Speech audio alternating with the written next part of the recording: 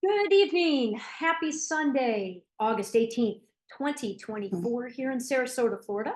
That's the Gregorian matrix date. And on the 13 moon galactic Dreamspell calendar, it is magnetic 24.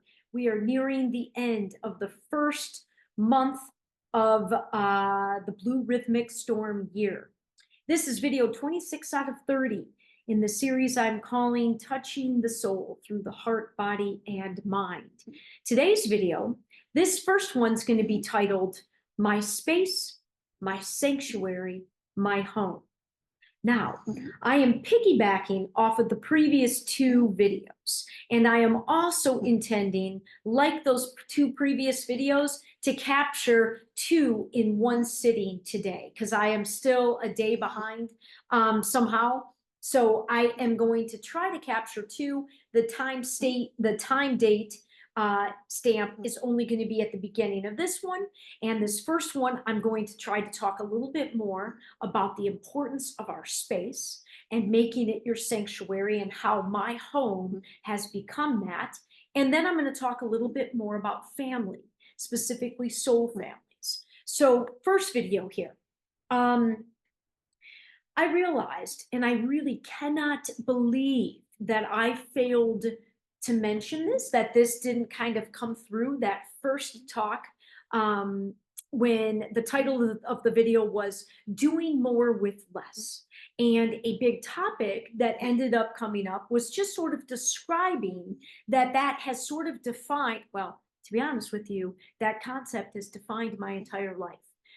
When you're somebody that ended up miraculously at 4'11 and 3/4 earning a Division I basketball scholarship, when I played other sports, and arguably I played, well, my best sport was probably softball, but I didn't play that. I chose soccer because they were in the same season.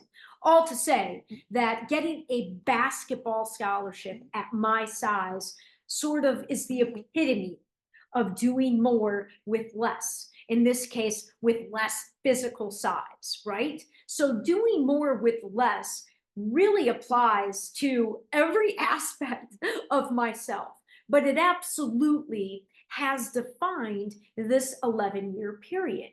And the numbers that I shared had a lot to do with this home, had almost everything. Pretty much all the numbers I shared having to do with like number wise and asset wise. This home, God, I tell people this home has been an enormous character in my story from day one. The miracles of, oh my, I just, it deserves its own video, to be honest, because it is unbelievable the pieces that it has played from the moment that two of my people that I invested in, when I started with my pay it forward investments, I invested in two couples. And one of the couples found this house when they were borrowing my car one day while I was at the gym. And they found this for me. And they actually painted it for me. And a lot of the furniture that's in this house, I bought from them in one lump sum because they were moving out of their home. So this home has been a piece of this story in no small way from the very first moment I landed here. But the part of it, before I talk about the specifics of how it's become my sanctuary, and how important, I've always kind of known how important space was, especially because of some of the disastrous roommate experiences I've had. Knowing that I needed a place to myself, and then watching and witnessing the magic that happened in this home over these years, but especially that first year. So before I get into that, I wanted to touch base and mention that, because I was talking about in doing more with less, I was talking about needing to have tremendous discernment as I consciously chose every single dollar of expenditure with that awareness and understanding. And yes, the goal of what I was trying to achieve specifically with my work was a guiding principle, but clearly my biggest expense was this home because clearly I was stating to myself and for myself from day one, I'm not compromising on my space. I'm not compromising this time on my space. This is going to be where I live. This is going to be my office. And I also knew on some level, I absolutely knew, I like stated, and if this home at this size with 2 extra bedrooms is the big, like if this is where I end up spending the rest of my days in this lifetime, if I'm able to support myself doing the work of my dreams in this home, in this city, I'll take it. I will take that. Now, I'm more of a mountain girl and a woods girl.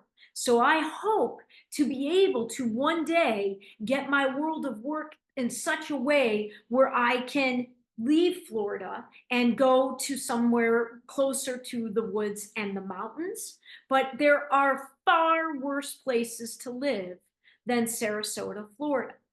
And I knew that as long as I had a couple of rooms to host people, because one of the many ideas I have had for this home was to use it as a mini retreat place for women. And I specifically had vision weekends planned. And this, especially when I was still at the farm, because I imagined having all fresh organic produce at the house and having a massage therapist friend and an acupuncture friend like on call to be able to come to the house and basically have a very empowering woman's weekend where I could host 2 women, ideally, so you get each woman gets their own room. But depending on which women and if certain women were coming that knew one another, we could find other ways to squeeze in more than 2.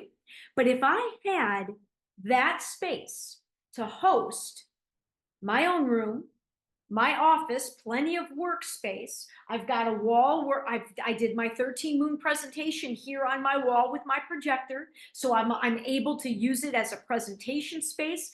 I was consciously looking and examining when I was looking for homes to rent at the end of January in 2013. That was a very conscious action and thought on my part.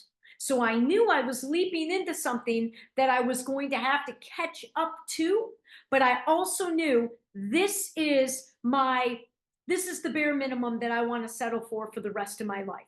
I want to have my own space, a standalone home, so I don't have people above or people below or people next to me. I want a standalone home. I want my own space. I want it in a neighborhood where people care for what they have.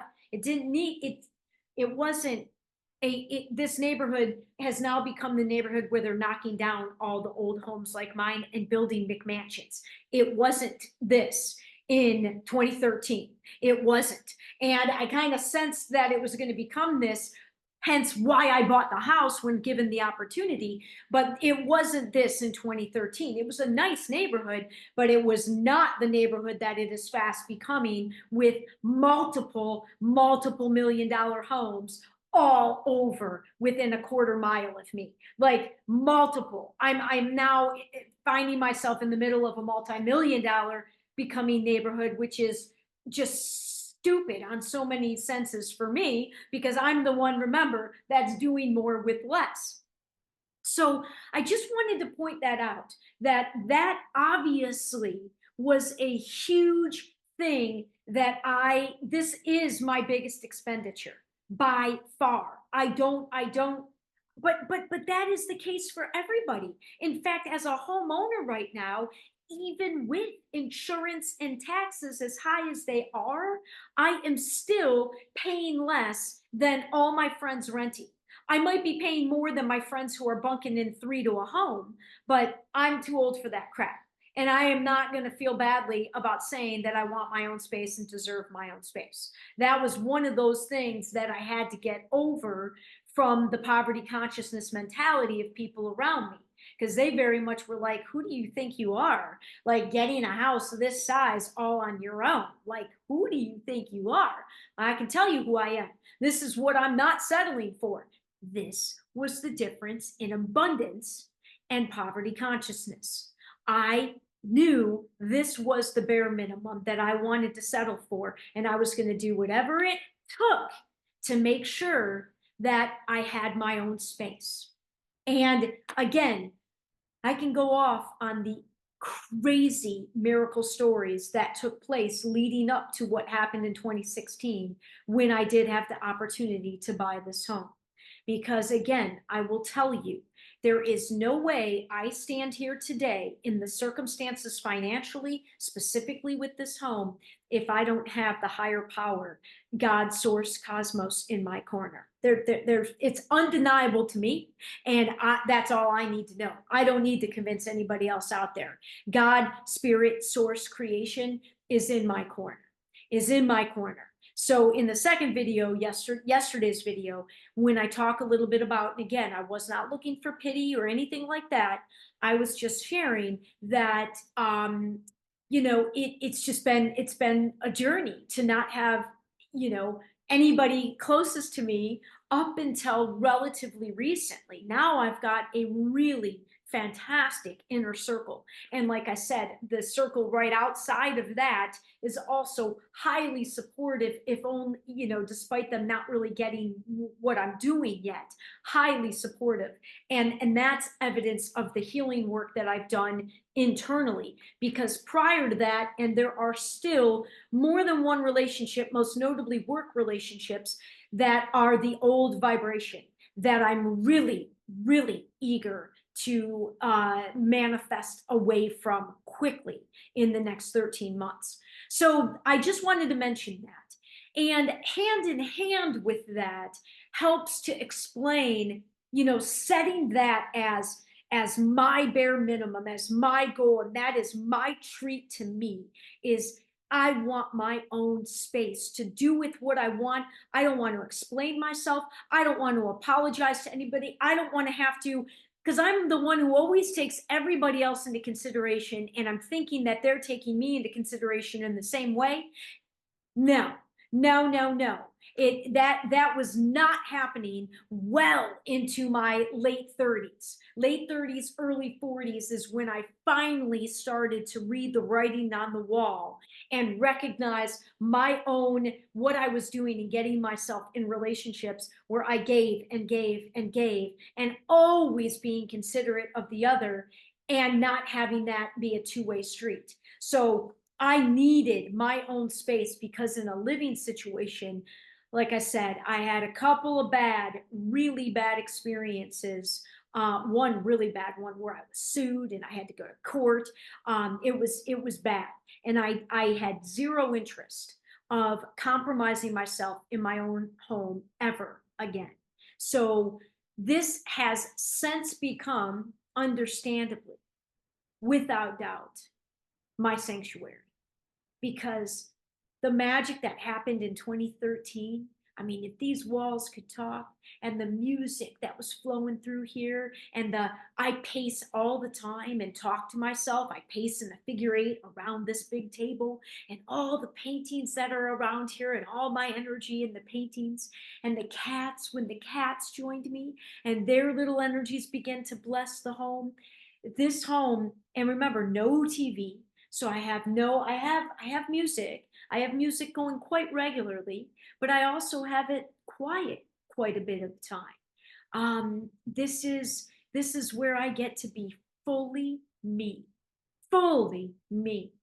because I grew up having to explain myself all the time, all the time, and I basically, up until even just a few years ago, specifically with my dad, I can't believe when I finally realized I have to defend like, how am I allowing my dad to argue with me about my life? Like, there's no argument for my life, especially as a grown ass adult.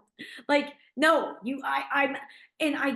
that's what I believed I had to do. Like the conditioning within me was so deeply rooted that I didn't even understand these things about myself.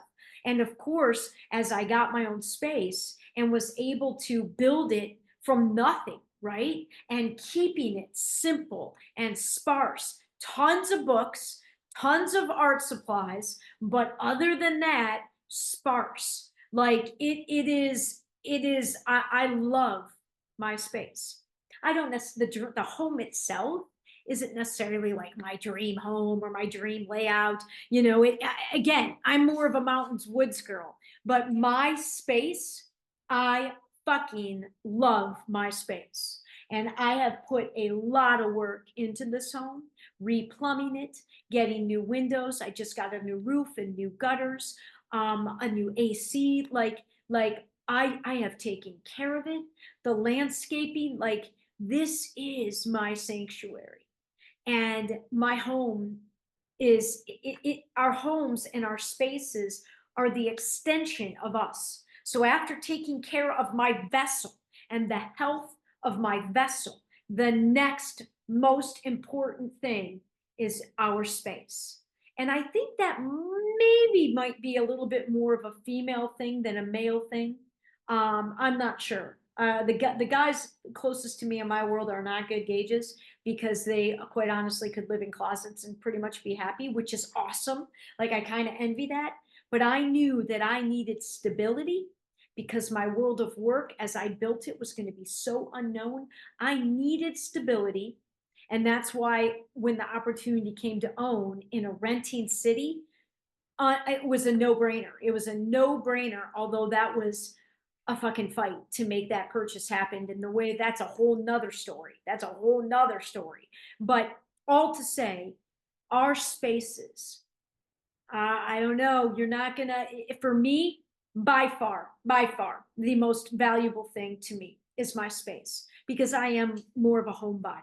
I have friends who are world travelers, and that's fantastic, amazing, wonderful. I'm not. I don't like going places for just a short period of time. I would love to visit lots of places around the world, but I'd love to do so for extended periods of time and really get into the culture and the essence of the culture, not as a tourist. I am a homebody. This is where I work.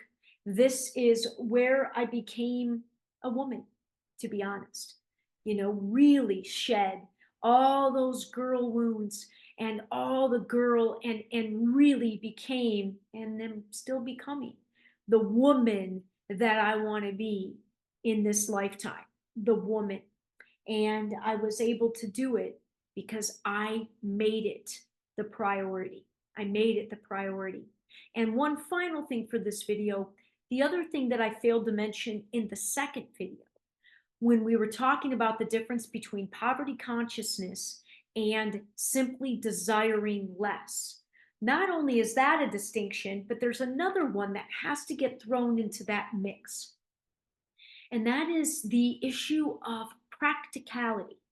Because when I took my six-figure leap of faith and how I launched my vision of my company, when I chose this home the way that I did, for me, I know to what degree that is demonstrating abundant thinking. That is abundant thinking. But obviously, I had to face the consequences of things not going as planned. And it has meant that things have been slim for many, many years. And that's okay. But when like, especially right now, as new work is coming, and I've got old work I really want to drop, I've got my business partner. He didn't really recognize it till I said it to him one day. I said, listen, you have to understand, I don't have a significant other that's bringing in any money. This is all on me. I've demonstrated how abundant I believe life to be. Now this is just basic practicality. I know I can do it. And I also will say that it is a testament of faith. A lot of times you do need to take a step of something. Faith is making a choice of something you can't see, right? It's making a choice on something. Having faith is by definition in some believing in something you can't see. That's what faith is. And that's what I demonstrated. And I continue to demonstrate that in other ways. But on the financial side, I just don't want to go down that road again. If I ever had to, I could, right? Like I know I could go, utilize the various ways. I mean, I've got oodles in credit card availability, but I don't want to go that route. I don't believe in living in debt. I don't want to ask my folks any more than I've had to ask them for help with things like insurance and some of the home projects. That hasn't been comfortable for me to do. So no, I'm gonna double dip as new things come. I'm gonna keep the old things until I get my stuff off the ground. And then when there's a proper handoff, then I'll let these go. And I don't know if that's making sense, but it just is a matter of practicality. It's not a matter of coming from poverty consciousness. It's that I've been highly selective in my life and continue to be. I turned down a full time job 2.5 months ago that would have paid me more than I have made in a lot, pretty much more than I've made since I first got hired out of undergrad in 1999. And it was a remote race gig. So that was a hard no, but I'm not going to sell out on myself now, not when I'm this close. But that was very tempting, because had I taken that, I definitely would have cut off a number of these clients that I really don't want to work for anymore. But again, it's there's always pros and cons. And I'm not interested in giving any company full time, Allison. Absolutely not. I give myself and my company full time. I'm not interested in ever giving any company my full time plus self ever again. And certainly after 11 years, I'm not going to sell out on myself now. So I just wanted to talk a little bit about that. I don't even know if that made sense. Not a particularly interesting video. If you stuck through, thank you. Again, these are just things that I think they're good to state and get out into universe. And there probably will be more than one person out there who can resonate with the importance of your space and having a sanctuary, a safe space to go where you can really be your complete self. I know so many people have significant others and kids, and I bow down to you all, because I'm not quite sure how. I'd have a woman cave somewhere if I had a family. I'd have to. And so anyway, I'm going to end this and just kind of let it pause, and then we're going to go into the second video. So thank you for watching. Thanks.